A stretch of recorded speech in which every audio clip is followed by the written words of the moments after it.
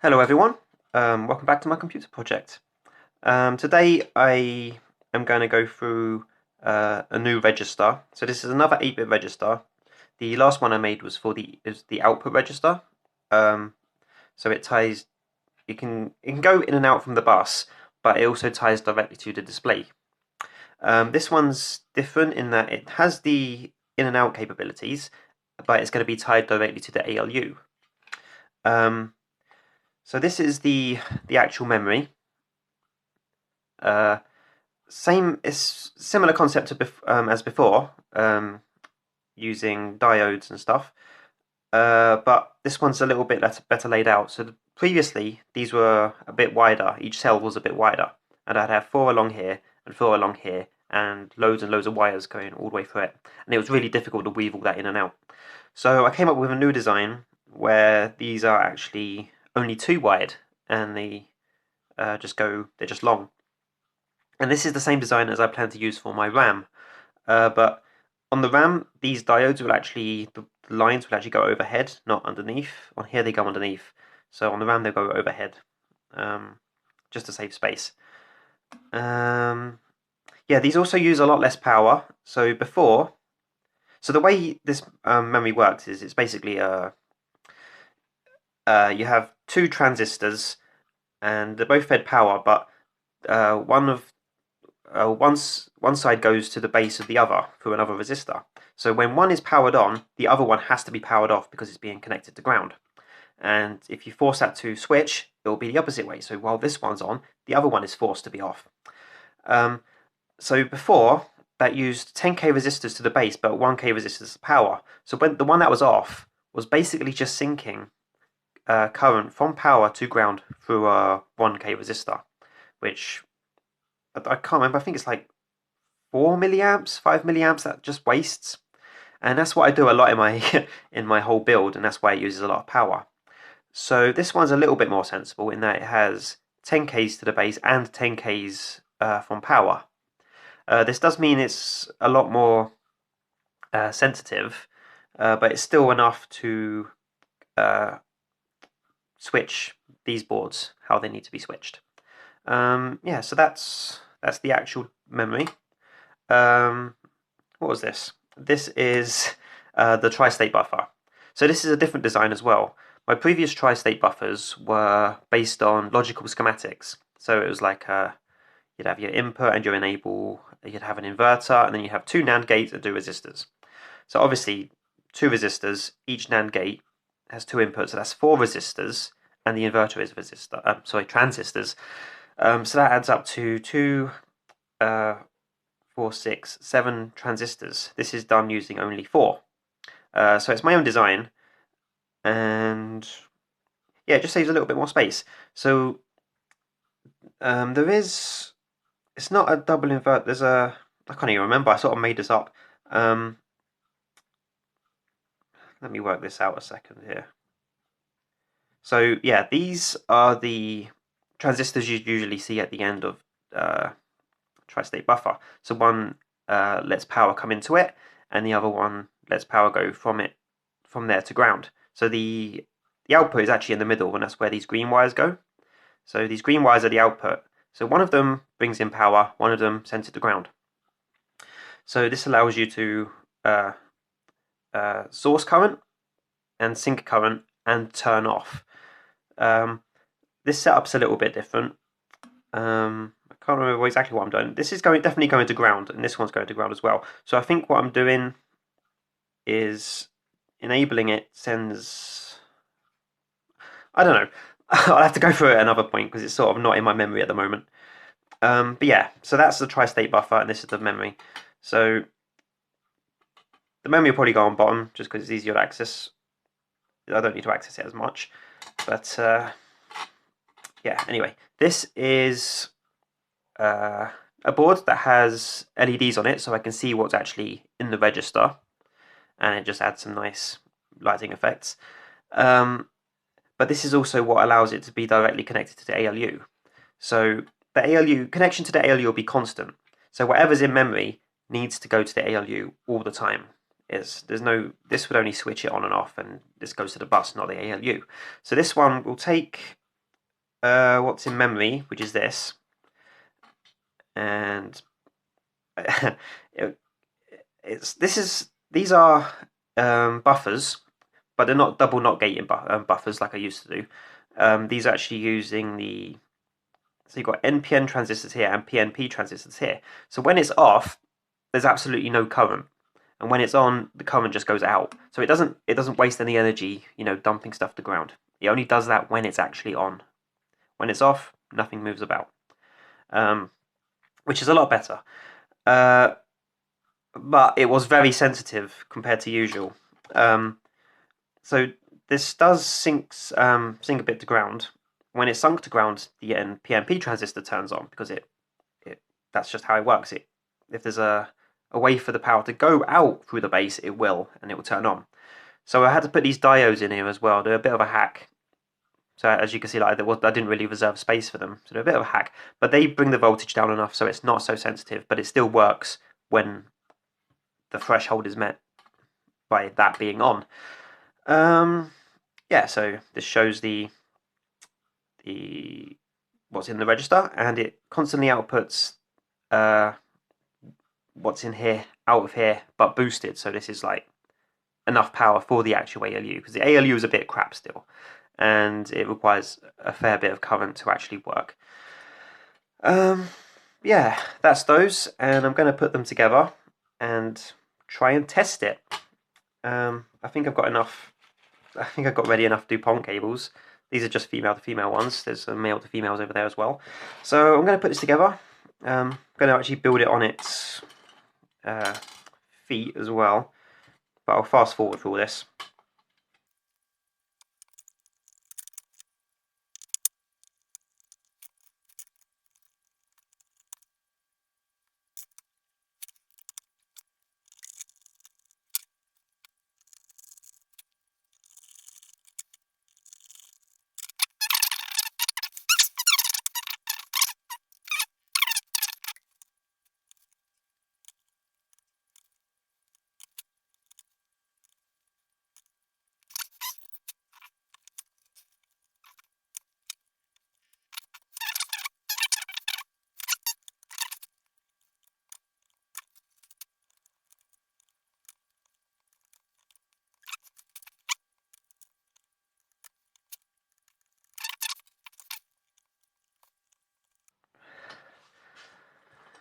Right, now, if I've done this correctly, it should work. Some random data should appear up here.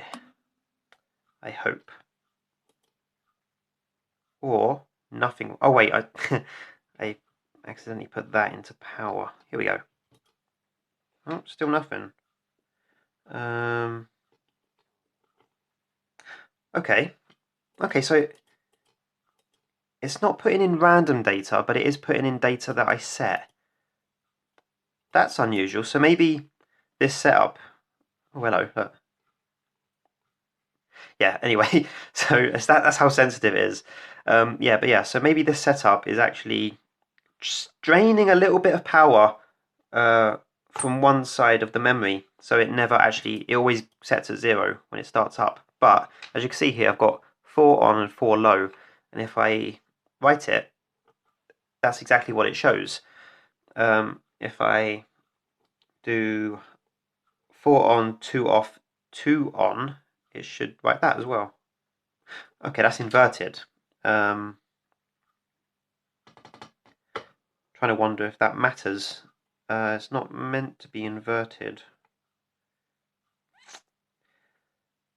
Huh.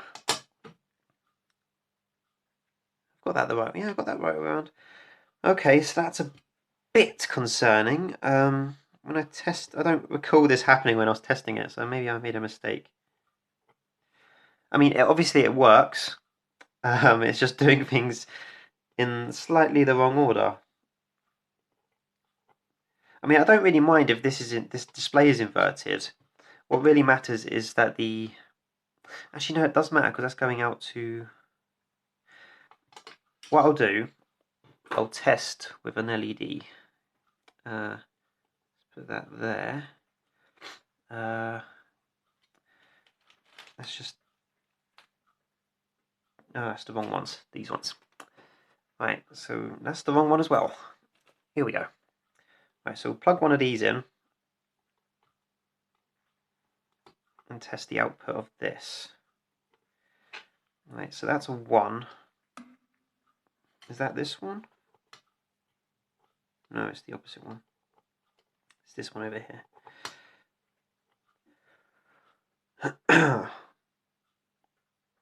Okay. That's on. Okay, so yeah, this is mimicking exactly what that's doing. Oh, that's not very good. This doesn't sync, does it? No, this doesn't sync. Okay. That's backwards. And it does kind of matter going into the ALU. That's going to be incorrect. I mean, I can invert this when it goes into the ALU. But I might just have to do this board again. Yeah, there's this... Or maybe I can change it in the RAM. Oh, sorry, the actual memory itself. Maybe I can change that. But yeah, that's a little bit annoying. It's nice that it works, but it's the wrong way round. Yes. But yeah, that's meant to be on, off, on, off, on. Yeah, okay.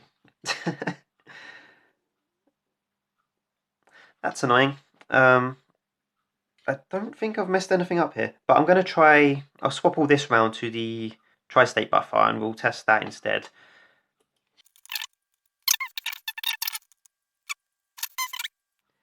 The tri-state needs an enable line, I think. So we'll just plug that in.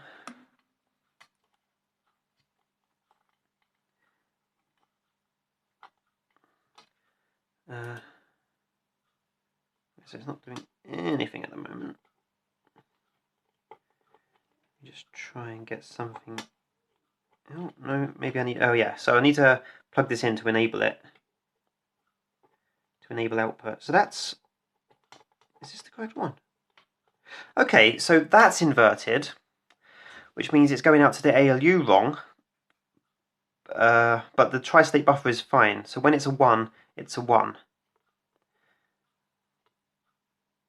And when it's a 0, it's a 0. Oh wait, sorry, I didn't write that. There you go. That's a 0. Which should... Actually, hold on, let me do it like this. So we'll turn it off. So that's the tri-state disabled. Turn this around. This might be a little bit bright. But because that's a 0 in there now, this should be syncing current. And there we go. So the tri-state's working perfectly. That's exactly what it should be doing. Both syncing and sourcing current. But this board on top is a little bit different. It's a little bit special in that it's given an inverted output for what's actually in memory.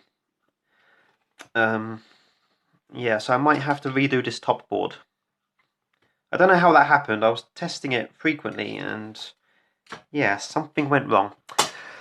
But that's my buffer. This will probably be... So, okay, this will probably be buffer B, as it were, because buffer A might have to be different because the way that's meant to work... I mean, it doesn't strictly have to. I can work around it. But the way buffer A is meant to work is it's an accumulator. So it is like this. It is tied directly to the ALU. But when you output from the ALU, it should automatically go into the accumulator so that you can do an operation on it again, and it's like a recurring operation. Which will be handy for things like multiply. If I don't have that, if I just make both buffers like this, okay, so for that to work, I would need to have this, like a buffer that's clocked, so that when it's enabled, it reads in what's being output from the bus, from the ALU, and then when the clock goes off, it takes that and saves it, then that's output to the ALU. So it's not outputting exactly what the ALU is putting into it, because that would just be a mess. That would just be like a random number generator, probably. I don't know. It should be just be a mess. So you need to clock it so it swaps takes from the bus, then the next clock it's already got what was there previously. So you can basically just do the same number or whatever output from the ALU previously, you can use that in the next calculation and so on. That won't work with this system because this system isn't clocked. It's meant to be, but it's not. I'm sort of doing this pretty badly. So yeah, this memory system might not work for that, so I might need to make another one. That's like a flip-flop basically. I don't know if I'll be able to get it on one board. That's the problem, but I'll probably do that. Or yeah, no, that would just be the best solution to do that, because otherwise you could sort of A and B registers go into the ALU, then the ALU outputs to the output register. But to do another calculation on it, then you'd have to move what's in the output buffer into buffer A, or into register A, and then that goes into ALU. So there's another whole step. It's not a massive deal. It'll just mean programs run a little bit slower, but they're going to be dog slow anyway. This is not going to be fast. But yeah, I might just do it properly and have a clocked register, because this is only 3 boards, and I can stack up to like 12 of them. So I might just do the other board as 4 boards, possibly 4 boards, and make them a flip-flop sort of system, clocked system.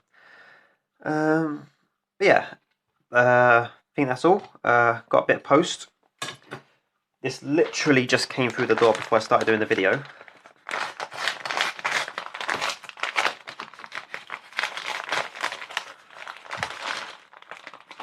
Oh. So this is 1,000 diodes. And let me just check they're the right ones, because I mean, oh god, is that one strip? They have given me this in one strip. The mad bastards. Okay. Let's try and read one here. They're a bit faded.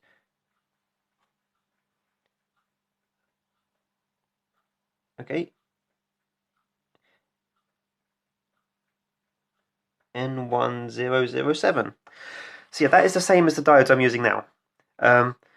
Funnily enough, like, when let me tidy this up. I didn't expect them all in one strip. That's a bit crazy. Okay, here we go. Right. Here we go. Nice and tidy again. Right.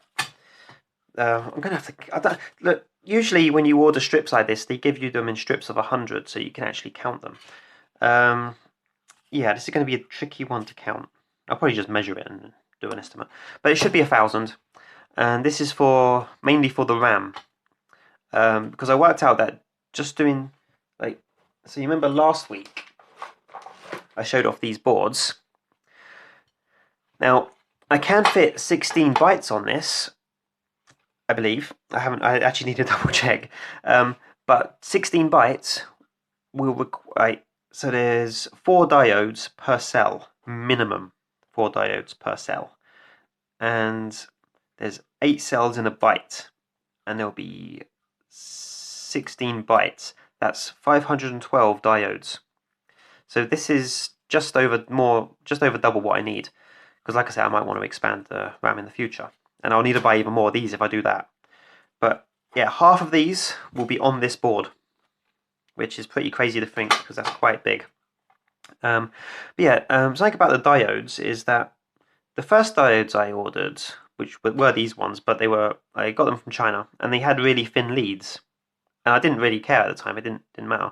But when I got some from the UK, they had really thick leads. Now these ones are also from the UK, but they have the thin leads, so I'm a bit confused. Let's see if I can get some out.